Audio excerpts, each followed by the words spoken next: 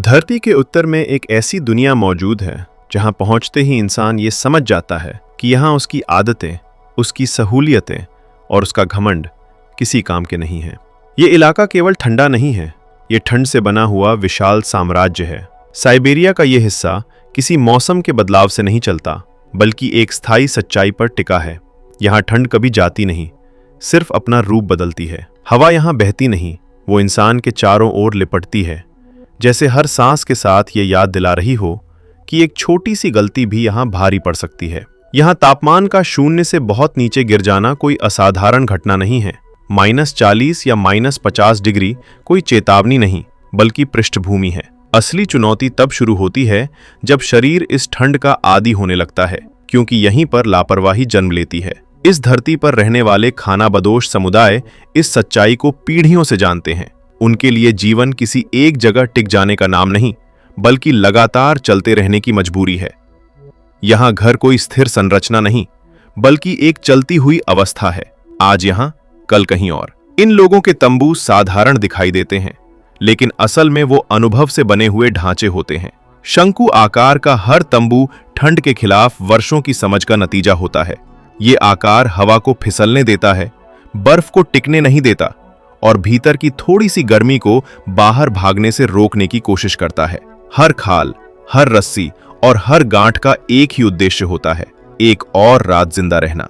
यहाँ सुंदरता का कोई महत्व नहीं, बल्कि उपयोगिता ही सब कुछ है। तंबू के बीच में जलती छोटी सी आग इस जीवन का केंद्र होती है। ये आग सिर्फ खाना पकाने के लिए नहीं जलाई जाती, ये भरोसे की लौ होती है। भरोसा कि शरीर जमकर पत्थर नहीं बनेगा, भरोसा कि पानी पिघलाया जा सकेगा, भरोसा कि अंधेरी रात किसी तरह कट जाएगी। लेकिन यह भरोसा बेहद नाजुक होता है। लकड़ी यहाँ दुर्लभ है और हवा निर्दयी। एक तेज झोंका और आग बुझ सकती है। इसलिए यहाँ आग को जलाए रखना कोई काम नहीं, बल्कि एक निरंतर चिंता है जो सोते समय भी पीछा नहीं छोड़ती। रात यहाँ सबसे कठिन परीक्षा बन जाती है। बाहर बर्फीली हवा तंबू को लगातार झकझोरती रहती है, जैसे उसे उखाड़ फेंकना चाहती हो। भीतर लोग एक दूसरे के और करीब सिमट आते हैं। यहाँ नजदीकी किसी भावना या रोमांस का नतीजा नहीं होती, ये ठंड के खिलाफ विकसित हुई एक व्यवहारिक रणनीति है। अत्यधिक ठंड में अकेले सोना शरीर के लिए खतरनाक हो सकता है, इसलिए शरीर की गर्मी साझा की जाती है। कई बार महिलाएं पुरुषों को अपने पास सोने के लिए बुलाती हैं, ताकि दो शरीरों की गर्मी मिलकर ठंड को भीतर घुसने से रोक सके। यहाँ संकोच विलासिता है, और विलासिता इस धरती पर किसी के पास नहीं होती।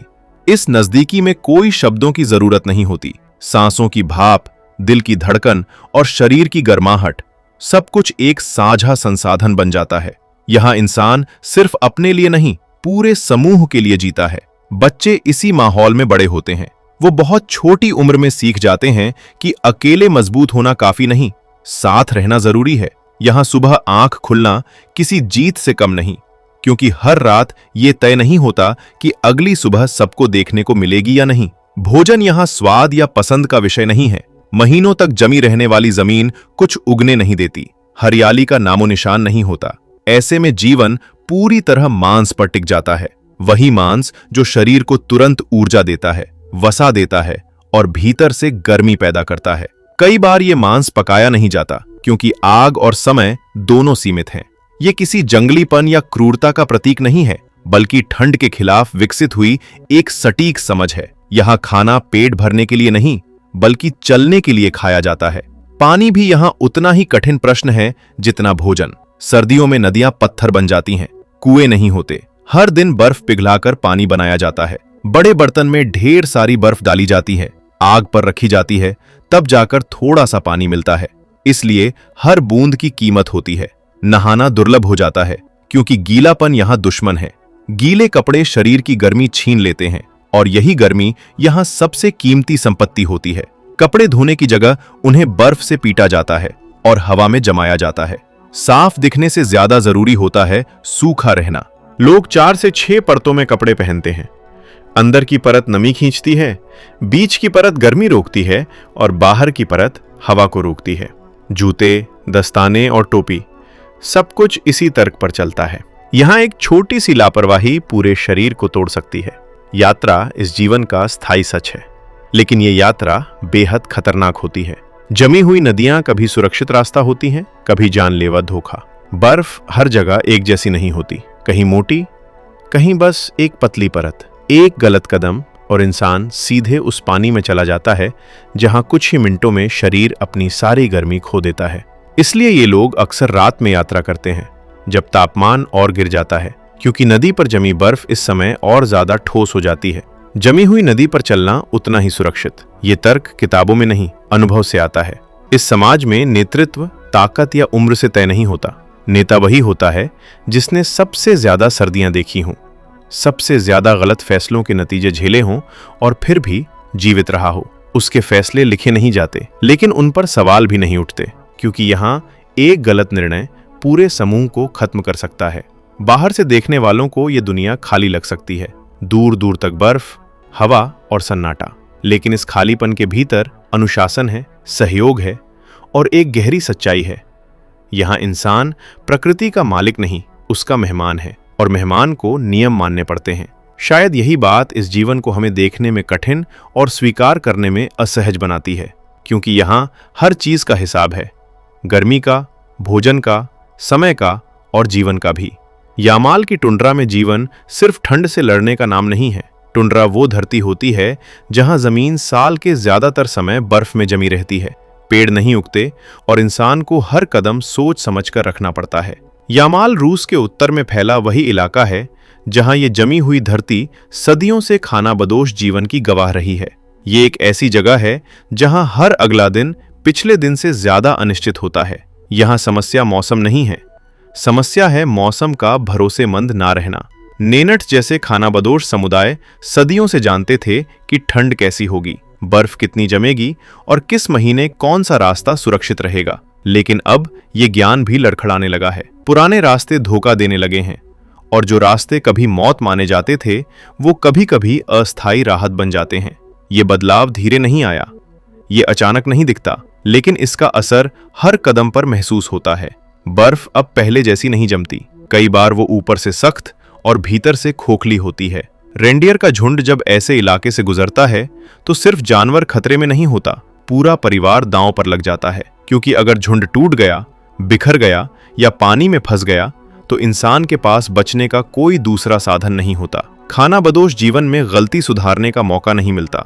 शहरों में एक गलती सुधारने के लिए विकल्प होते हैं, यहाँ एक गलती सिर्फ एक ही परिणाम देती है, अंत। इसलिए हर फैसला बहुत चुपचाप लिया जाता है, बिना बहस, बिना जल्दबाजी।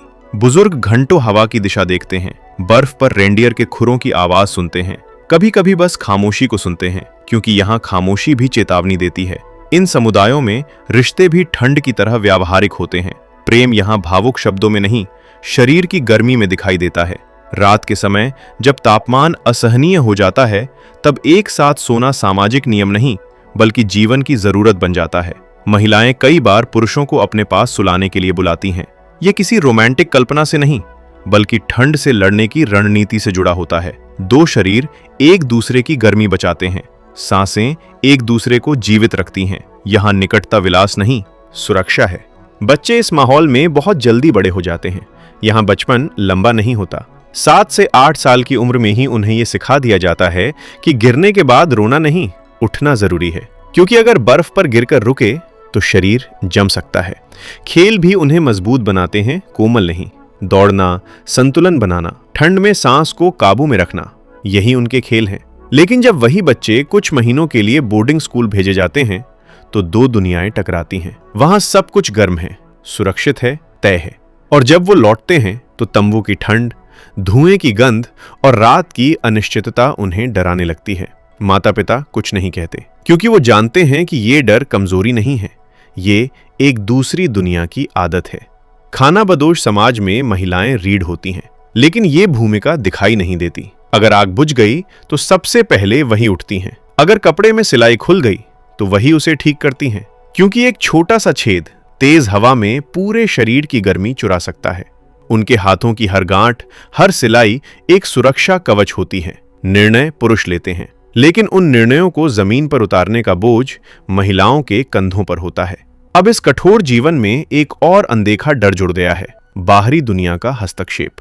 तेल और गैस पाइपलाइनों ने उन रास्तों को काट दिया है जिनसे झुंड सदियों से गुजरते थे। कहीं सड़क आ गई है, कहीं फेंस। रेंडियर रास्ता नहीं समझते, वो आदत समझते हैं।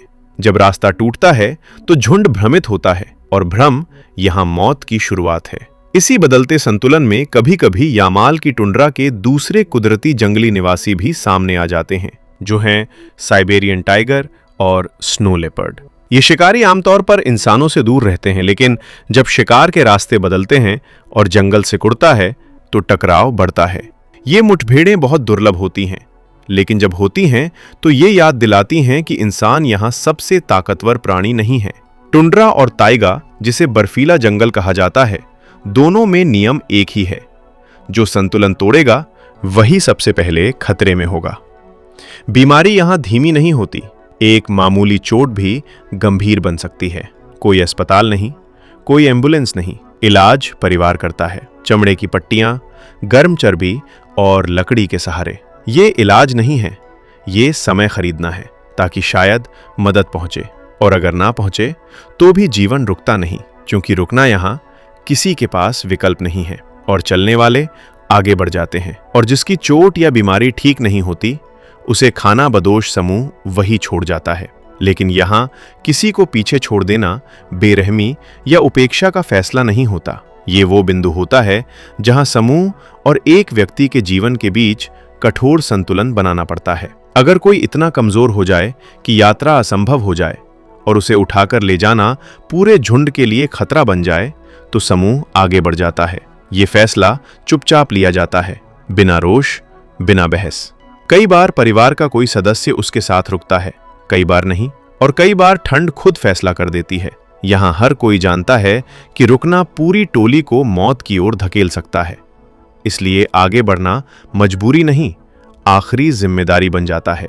मृत्यु को लेकर यहाँ कोई नाटक नहीं होता। जमीन इतनी जमी होती है कि शव को दफनाया नहीं जा सकता। शरीर को सुरक्षित रखा जाता है। मौसम बदलेगा तब विदाई होगी। तब तक यात्रा चलती रहती है। ये कठोर लगता है, लेकिन यही सच्चाई है। यहाँ भावनाओं को भी मौसम के हिसाब से ढालना पड़ता है।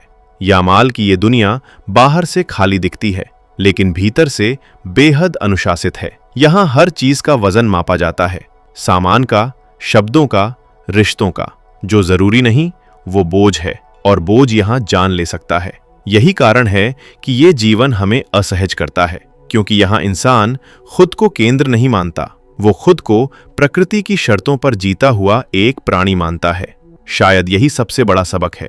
जब सब कुछ छिन जाए, सुविधा, तकनीक, आराम, तब भी क्या हम जानते होंगे कि जीने के लिए वास्तव में क्या चाहिए? क्या इंसान को हर जगह अपनी शर्तों पर जीने का हक है, या कुछ जगहें ऐसी हैं जहां उसे झुकना चाहिए? इस सवाल का जवाब आपको देना होगा। इसके बाद वीडियो को लाइक कीजिए, शेयर कीजिए और हमारे चैनल फैक्ट इज फैक्ट्स को सब्सक्राइब करके बेल नोटिफिकेशन को भी ऑल पर सेट कर लीजिए।